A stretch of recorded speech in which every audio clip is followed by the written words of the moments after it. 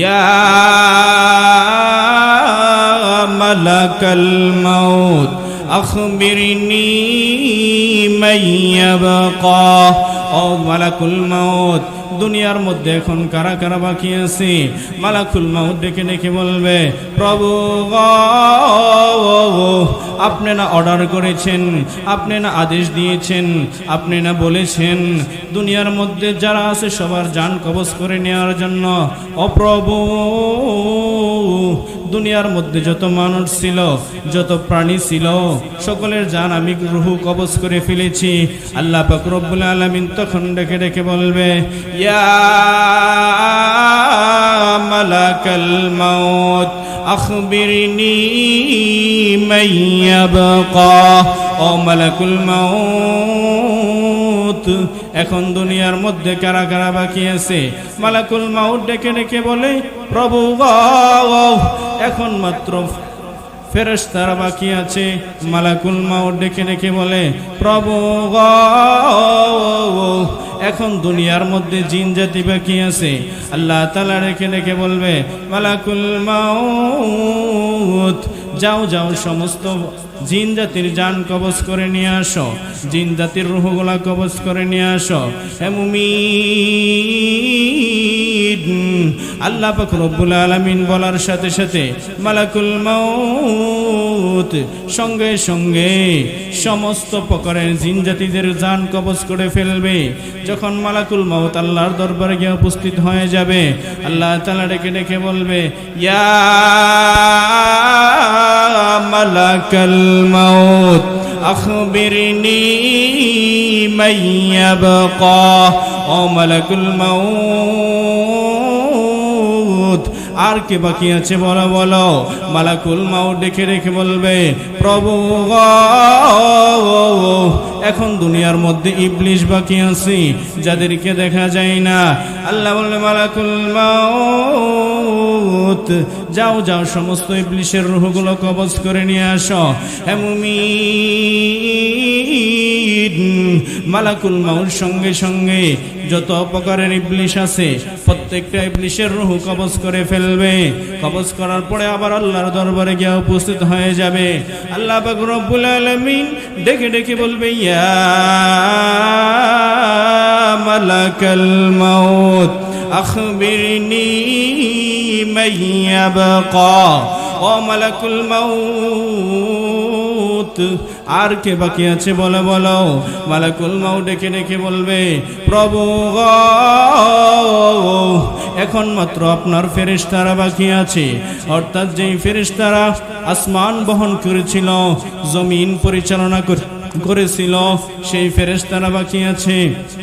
আল্লাহ পাক রব্বুল আলামিন ডেকে ডেকে বলবে, ও মালাকুল মাউত যাও যাও সমস্ত ফেরেশতাদের রূহগুলা কবজ করে নিয়ে আসো। হে মুমিন, মালাকুল মাউত সঙ্গে সঙ্গে যত ফেরেশতা ছিল সমস্ত ফেরেশতাদের জান কবজ করে ফেলবে। যখন মালাকুল মাউত আবার আল্লাহ তাআলার দরবারে গিয়ে উপস্থিত হয়ে যাবে, আল্লাহ পাক রব্বুল আলামিন ডেকে ডেকে বলবে, ইয়া মালাকাল মাউত আখবিরনি মান ইয়াবকা। ও মালাকুল মাউত, আর কে কে বাকি আছে বলো বলো। মালাকুল মাউত ডেকে ডেকে বলবে, প্রভু এখন মাত্র বড় বড় 4 জন ফেরেশতা বাকি আছে, অর্থাৎ আমি আজরাইল, হযরতে জিবরাইল, হযরতে মিকাইল, হযরতে ইসরাফিল। ও প্রভু এখন মাত্র 4 জন ফেরেশতা বাকি আছে। আল্লাহ বলবে, ও মালাকুল মাউত যাও যাও তাদের জান কবজ করে নিয়ে আসো। তখন মালাকুল মাউত তার সঙ্গী হযরতে জিবরাইলের জান রূহ কবজ করে ফেলবে, তার সঙ্গী হযরতে ইসরাফিলের রূহ কবজ করে ফেলবে, তার সঙ্গী হযরতে মিকাইলের জান কবজ করে ফেলবে। কবজ করার পরে আল্লাহর কাছে গিয়ে বলবে, প্রভু সকলের জান কবজ করে নিয়ে আসছি। আল্লাহ পাক রব্বুল আলামিন তখন ডেকে ডেকে বলবে, ইয়া মালাকাল মাউত আখবিরনি মান ইয়াবকা। ও মালাকুল মাউত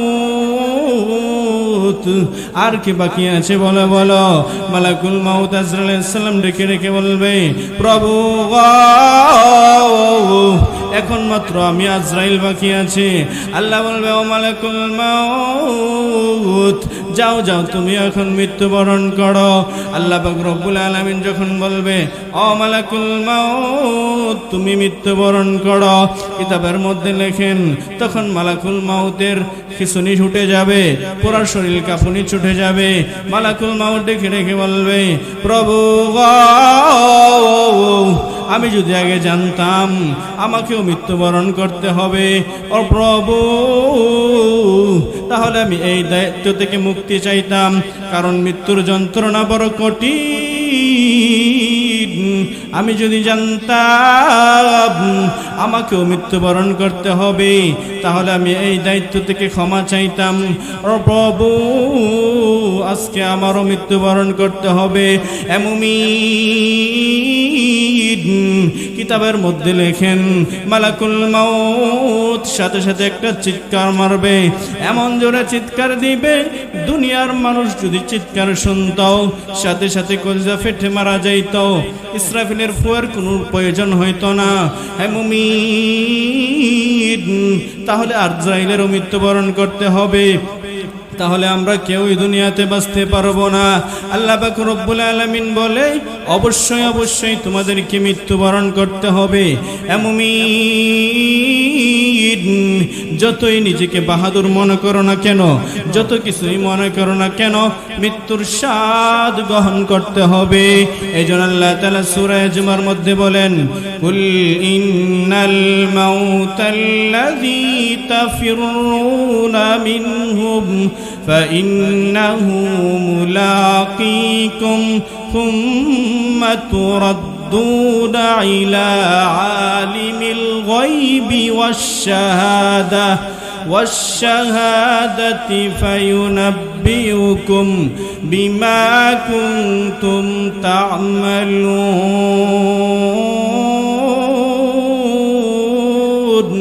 আল্লাহ পাক রব্বুল আলামিন বলে, কুল ও নবীজি আপনি আপনার উম্মতকে জানায় দেন, কুল ইন্নাল মাউতাল্লাযী তাফিরু, তারা মৃত্যু থেকে যতই পলায়ন করবে, ফাইন্নাহু মুলাকীকুম, মৃত্যু তাদের সাথে সাক্ষাৎ করবে, তাদের সাথে দেখা করবে। হে মুমিন, যত দামি বিল্ডিংই থাকো না কেন, যত দামি ঘরেই থাকো না কেন, যত দামি প্রাসাদেই থাকো না কেন, মৃত্যু বরণ করতে হবে, ঠিক কিনা? এই জন্য আল্লাহ বলেন, কুল্লু নাফসিন যায়িকাতুল মাউত, অর্থাৎ সমস্ত মানুষকে মৃত্যুবরণ করতে হবে, কেউ থাকতে পারবে না, সবাইকে কি করতে হবে? মৃত্যুবরণ করতে হবে। এই যে সুখের সংসার, সুখের বাড়ি, এই সুখের বাড়ি ছেড়ে অন্ধকার কবরে চলে যেতে হবে। কোথায় যেতে হবে? অন্ধকার কবরে। সুখের বাড়ি, সুখের সংসার ছাড়িয়া যাইতে হবে অন্ধকার কবরে চলিয়া। মিশামিশি কাটাইলাম ববের জিন্দেগি, সময় মতো না করিলাম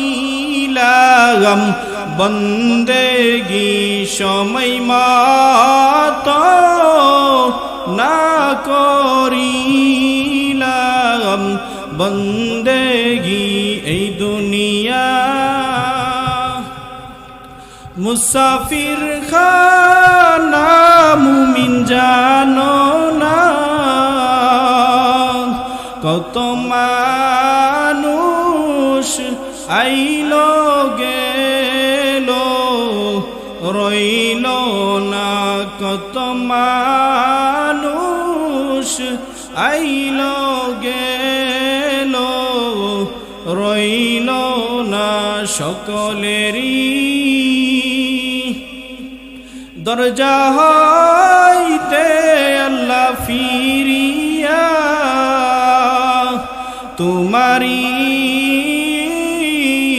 দরজাই রইলাম পড়িয়া, তুমি যদি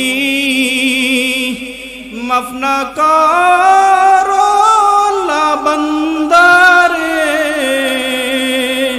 বলো তোমার বান্দা যাবে করদারে, তুমি যদি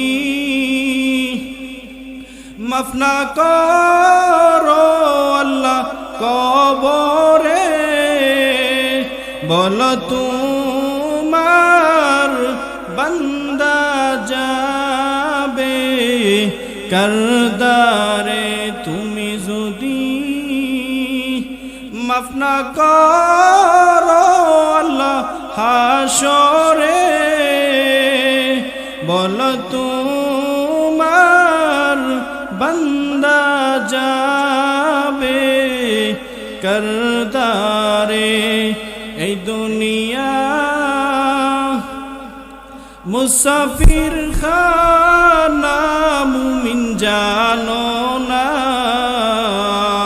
কত মানুষ আইলো গেল রইল না, কত মানুষ আইলো গেল রইল না। এই জন্য মুমিন, এই দুনিয়া থাকার জায়গা নয়, এই দুনিয়াতে কেউ থাকতে পারবে না। একদিন আমাদের বাপ দাদারা ছিল, আজকে দুনিয়াতে নাই। হে মুমিন, আমরা একদিন দুনিয়াতে থাকতে পারবো না, কারণ আজরাইলেরও মৃত্যু হয়ে যাবে, আমাদেরও মৃত্যু হয়ে যাবে, ফেরেশতাদেরও মৃত্যু হয়ে যাবে, ইবলিসেরও মৃত্যু হয়ে যাবে। অর্থাৎ দুনিয়াতে যারা জন্মাবে, দুনিয়াতে যাদের প্রাণ আছে, দুনিয়াতে যাদের রূহ আছে, সকলকেই মৃত্যুবরণ করতে হবে। এই জন্য মৃত্যুর হাত থেকে কেউ বাঁচতে পারবে না, মৃত্যুর হাত থেকে কেউ বাঁচতে পারবে না। আল্লাহর নবী বিশ্ব নবী রাহমাতুল লিল আলামিন যখন মেরাজের মধ্যে গেলেন, নবী আমার মেরাজের মধ্যে গিয়া জান্নাত দেখেছেন, মেরাজের মধ্যে গিয়া জাহান্নাম দেখেছেন। আল্লাহ নবী বিশ্ব নবী রাহমাতুল লিল আলামিন যখন মেরাজের মধ্যে গেলেন, জান্নাত জাহান্নাম দেখা শেষ হয়ে গেল। নবী আমার মালাকুল মাউত আজরাইলের সাথে সাক্ষাৎ হয়ে গেল। নবীজি মালাকুল মাউতকে ডেকে বলে, এ মালাকুল মাউত, অনেকদিন পরে তোমার সাথে সাক্ষাৎ হয়েছে, আমি তোমার কাছে দুইটা বিষয় জানতে চাই। কয়টা বিষয়? দুইটা বিষয় জানতে চাই। মালাকুল মাউত ডেকে ডেকে বলে, ওগো নবীজি, আপনি আমার কাছে কোন দুইটা বিষয় জানতে চান, বলেন বলেন। নবী আমার ডেকে ডেকে বলে, মালাকুল মাউত, আমি তোমার কাছে দুইটা বিষয় জানতে চাই। এক নাম্বার বিষয় হলো, দুনিয়ার মধ্যে দেখি একসাথে অনেকগুলা মানুষ মারা যায়, একই সাথে একই এলাকায় অনেক মানুষ মারা যায়। কিভাবে সম্ভব যে একই সাথে কয়েকটা এলাকার মধ্যে একই সাথে মানুষ মারা যায়? এটা কিভাবে সম্ভব? এক নাম্বার। দ্বিতীয় নাম্বার হচ্ছে, এই মালাকুল মাউত, আমি জানতে চাই মৃত্যুর কষ্টটা কেমন। মালাকুল মাউত ডেকে ডেকে বলে, ওগো নবীজি, প্রথম নাম্বার আপনি জানতে চেয়েছেন একই সাথে বিভিন্ন জায়গায় কিভাবে মানুষ মারা যায়। ওগো নবীজি, এই একটা যদি উদাহরণ দেই, একটা যদি এক্সাম্পল দেই, আপনি সহজে বুঝবেন। ওগো নবীজি, দুনিয়ার আপনার সামনে যদি একটা প্লেট রাখা হয়, এই প্লেটের মধ্যে যদি ভরপুর পিঁপড়া রাখা হয়, ওগো নবীজি, তাহলে কি আপনার জন্য এই প্লেট থেকে যেই কোনো জায়গা থেকে পিঁপড়া মারা কষ্ট হবে না সহজ হবে? নবী আমার ডেকে ডেকে বলে, মালাকুল মাউত, যদি একটা প্লেটের মধ্যে শত শত পিঁপড়া রাখা হয়, আর আমি চাইলে যে কোনো জায়গা থেকে পিঁপড়া মারি, এটা আমার জন্য সহজ হবে। মালাকুল মাউত ডেকে ডেকে বলে, ওগো নবীজি দুনিয়াটা হচ্ছে আমার জন্য একটা প্লেটের মতো, আর দুনিয়ার মধ্যে যত মানুষগুলো আছে মানুষগুলো হচ্ছে আমার কাছে পিঁপড়ার মতো। আমি যখন যেখান থেকে চাই তখন সেইখান থেকে মৃত্যুবরণ করাতে পারি। অর্থাৎ দুনিয়াটা হচ্ছে আমার কাছে একটা প্লেটের মতো। প্লেটের মধ্যে যেরকম ভরপুর পিঁপড়া রাখলে কোনো মানুষ চাইলে যে কোনো সময় যে কোনো জায়গা থেকে পিঁপড়া মারতে পারবে, এমনি ভাবে মালাকুল মাউত বলে, ওগো নবীজি দুনিয়াটা হচ্ছে আমার কাছে একটা প্লেটের মতো, আর মানুষগুলো হচ্ছে একটা পিঁপড়ার মতো, যার কারণে একই সাথে বাংলাদেশেও মারা যায়, সৌদি আরবেও মারা যায়, বিভিন্ন জায়গায় একই সাথে মারা যায়। কিভাবে সম্ভব? কারণ দুনিয়াটা হচ্ছে আমার কাছে একটা প্লেটের মতো।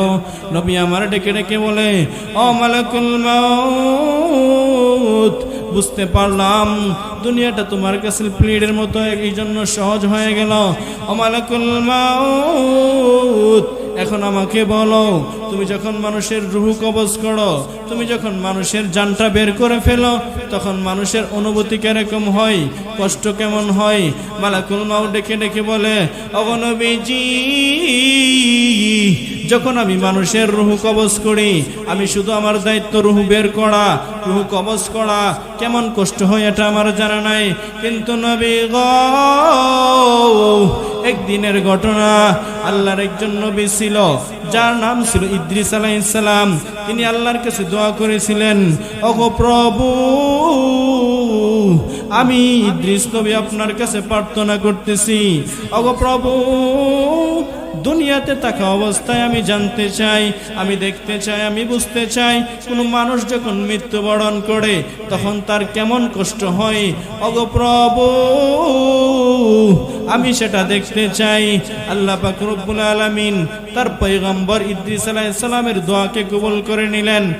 মালাকুল মাউতকে ডেকে ডেকে বলেন, ও মালাকুল মাউত, যাও যাও, আমার পয়গম্বর আমার নবী ইদ্রিস আমার কাছে দোয়া করেছে, সে নাকি দুনিয়াতে থাকা অবস্থায় মৃত্যুর কষ্ট অনুভব করতে চাই। মালাকুল মাউত ডেকে ডেকে বলে, ওগো নবীজি, তখন আমি ইদ্রিস নবীর কাছে চলে গেলাম। চলে যাওয়ার সাথে সাথে তার রূহটা বের করে ফেললাম। বের করার পরে আমি যখন আবার সাথে সাথে তার ভিতরে তার রূহটা দিয়ে দিলাম, তখন আমি ডেকে ডেকে বললাম, ওগো নবীজি, ও ইদ্রিস পয়গম্বর, আমি আজরাইল যে আপনার রূহ কবজ করেছি, আপনার জানটা বের করেছি, আপনার কেমন অনুভূতি হয়েছে, কেমন কষ্ট লেগেছে? ইদ্রিস নবী ডেকে ডেকে বলে, ও মালাকুল মাউত, আমার কাছে মনে হয়েছে আমার জীবিত অবস্থায় আমার শরীর থেকে চামড়াগুলো খুশে খুশে তুলে ফেলা হয়েছে। ও মালাকুল মাউত, আমার মনে হয়েছে একটা জীবন্ত বকরিকে তার গায়ে থেকে যদি তার চামড়া তুলে ফেলা হয়, যে পরিমাণের কষ্ট হবে আমার কাছে এমন পরিমাণের কষ্ট লাগছে। অর্থাৎ নবী যে আজরাইলের কাছে জানতে চেয়েছিল যে মৃত্যুর কষ্টটা কেমন। আজরাইল বলে, ওগো নবীজি, আমি তো জানি না, কিন্তু এক নবী ইদ্রিস নবীর কাছ থেকে আমি শুনেছি, তিনি বলেছে যে মৃত্যুর যন্ত্রণা হচ্ছে শরীর থেকে জিন্দা অবস্থায় যদি কাঁচা চামড়া টেনে টেনে তোলা হয় যেই কষ্ট হবে, এরকম নাকি কষ্ট হয়েছিল। তখন আল্লাহ নবী বিশ্ব নবী রহমাতুল লিল আলামিন উম্মতের কথা চিন্তা করে কান্না শুরু করে দিলেন। মালাকুল মাউত দেখে নবী আমার চোখ মুবারক দিয়ে বেয়ে বেয়ে পানি পড়তেছে। আল্লাহ বলে, জিবরাইল, যাও যাও, আমার নবীকে গিয়ে সান্ত্বনা দিয়ে দাও। জিবরাইল আলাইহিস সালাম সঙ্গে সঙ্গে উপস্থিত হয়ে গেলেন। আল্লাহর নবীর দরবারে এসে বলেন, ওগো নবীজি, আপনি কোনো টেনশন করবেন না, আপনি কোনো চিন্তা করবেন না। আপনার যেই সমস্ত বান্দা বান্দিরা আল্লাহ তাআলার বিধান আপনার তরিকা মতে চলবে, তাদের মৃত্যুটা হবে একেবারে সহজ। অর্থাৎ যারা আল্লাহ তাআলার বিধান মতে রাসূলের তরিকা মতে চলবে, তাদের মৃত্যু হবে কি? সহজ। কেমন মৃত্যু? একেবারে সহজ মৃত্যু। আল্লাহ তাআলা কোরআনের মধ্যে বলেন, ইয়া আইয়াতুহান নাফসুল মুতমাইন্না ইরজিই ইলা রাব্বিকি রাদিয়াতাম মারদিয়া ফাদখুলি ফি ইবাদি ওয়াদখুলি জান্নাতি।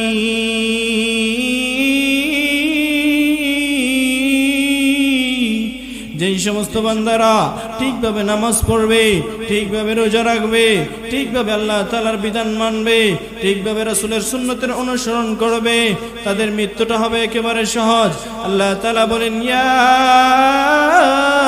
আইয়াতুহান নাফসুল মুতমাইন্না, অর্থাৎ তাদের কাছে আজরাইল বলবে, ও প্রশান্ত আত্মা, ও শান্ত আত্মা, ও ভালো আত্মা, তুমি বের হয়ে আসো। ইয়া আইয়াতুহান নাফসুল মুতমাইন্না ইরজিই ইলা রাব্বিকি রাদিয়াতাম মারদিয়া, তুমি আল্লাহ তাআলার সন্তুষ্টিতে, আল্লাহ তাআলার আনন্দ চিত্তে তুমি বের হয়ে আসো। তোমার কোনো টেনশন নাই, তোমার কোনো পেরেশান নাই। ফাদখুলি ফি ইবাদি, তুমি আল্লাহ তাআলার বান্দাদের সাথে মিলে যাও। অর্থাৎ যারা নবীগণ আছে, যারা ওলিগণ আছে, যারা গাউসগণ আছে, কুতুবগণ আছে, তাদের সাথে মিলে যাও। ওয়াদখুলি জান্নাতি, এবং জান্নাতে প্রবেশ করো। তাহলে যারা নেককার হবে তাদের আত্মা কি হবে? সহজে বের হয়ে আসবে, তাদের কোনো কষ্ট হবে না। কারণ যারা আল্লাহ তাআলার বন্ধু হয়ে যাবে, আল্লাহ তাআলার ওলি হয়ে যাবে, তাদের কোনো কি নাই? ভয় নাই, কোনো টেনশন নাই। এই জন্য আল্লাহ তাআলা বলেন, আলা ইন্না আউলিয়া আল্লাহি লা খাউফুন আলাইহিম ওয়া লা হুম ইয়াহজানুন।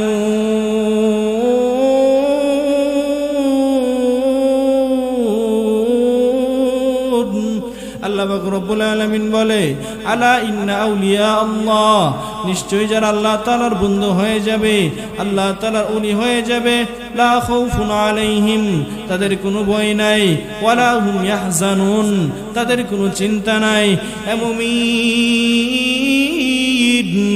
এই জন্য যারা আল্লাহর বন্ধু হয়ে যাবে তাদের কোনো ভয় থাকবে না, তাদের কোনো চিন্তা থাকবে না। কারণ হাসরের ময়দানটা হবে অনেক ভয়াবহ। আল্লাহ নবী বিশ্বনবী রাহমাতুল্লাহ আলামিন বলেন, আয়েশা রাদিয়াল্লাহু আনহা জিজ্ঞাসা করেন, ওগো নবীজি, হাসরের ময়দানটা কেমন হবে? নবী আমার বলে, আয়েশা গো, হাসরের ময়দানটা এমন ভয়াবহ হবে, প্রত্যেকটা মানুষ উলঙ্গ অবস্থায় হাসরের ময়দানে যাবে। আয়েশা ডেকে ডেকে বলে, ওগো নবীজি, তাহলে কি মানুষের শরম লাগবে না? একজনের দিকে একজনে কি তাকাবে না? নবী আমার ডেকে ডেকে বলে, আয়েশা গো, মানুষের এমন ভয়াবহ অবস্থা হয়ে যাবে, মানুষগুলো এত পেরেশানি হয়ে যাবে, এই সামনের দিকে তাকানোর কোনো সুযোগ থাকবে না, পিছনের দিকে তাকানোর কোনো সুযোগ থাকবে না, শুধু উপরের দিকে তাকায় তাকায় নাফসি নাফসি বলবে। হে মুমিন, হাসরের ময়দানটা এমন ভয়াবহ অবস্থা হয়ে যাবে, পিতা সন্তানকে চিনবে না, সন্তানের পাশ দিয়ে পিতা চলে যাবে, সন্তানের খবর থাকবে না, স্বামীর পাশ দিয়ে স্ত্রী চলে যাবে, স্বামীর খবর থাকবে না, এই বাবার পাশ দিয়ে ছেলে চলে যাবে, বাবার খবর থাকবে না। এই জন্য হাসরের মাঠটা বড় ভয়াবহ অবস্থা হয়ে যাবে। কারণ আল্লাহ পাক রব্বুল আলামিন বলে, সেদিন ভাই ভাইকে চিনবে না, সেদিন স্বামী স্ত্রীকে চিনবে না, আত্মীয় স্বজন একজন অপরজনকে চিনবে না। এ মুমিন, এই জন্য ওই দিন যদি হাউজে কাউসার পানি পেতে চাও, ওই দিন যদি হিসাব সহজ করতে চাও, তাহলে আল্লাহ তাআলার বিধান অনুযায়ী চলতে হবে। অর্থাৎ আল্লাহ পাক রব্বুল আলামিন যে বিধান দিয়েছেন, সেই বিধান অনুযায়ী নিজের জীবনকে চালাতে হবে। আর যদি আমরা আমাদের মন গড়া অবস্থায় চলি, তাহলে আল্লাহ তাআলার বানানো জান্নাতে প্রবেশ করা যাবে না। তো এই জন্য আল্লাহ পাক রব্বুল আলামিন যে বিধান দিয়েছে, নবীজির যে সুন্নত আছে, সেই সুন্নত অনুযায়ী আমল করতে হবে। আর যদি মুমিন নিজের মন গড়া মতে চলো, তাহলে আল্লাহর বানানো জান্নাতে প্রবেশ করা যাবে না। এই জন্য আল্লাহ তাআলা বলেন, যারা হবে মুতমাইন্না, অর্থাৎ যাদের প্রশান্ত আত্মা হবে, তাদের জন্য রয়েছে জান্নাত। আল্লাহ পাক রব্বুল আলামিন বলে, এ দুনিয়ার মুমিন, তোমরা যারা ঈমান আনার পরে আমি আল্লাহ তাআলার এই ঈমানের উপর অটল থাকবা, অবিচল থাকবা, তাদের জন্য রয়েছে জান্নাত। এজন্য আল্লাহ কোরআনে বলেন, ইন্নাল্লাযীনা ক্বালু রাব্বুনাল্লাহ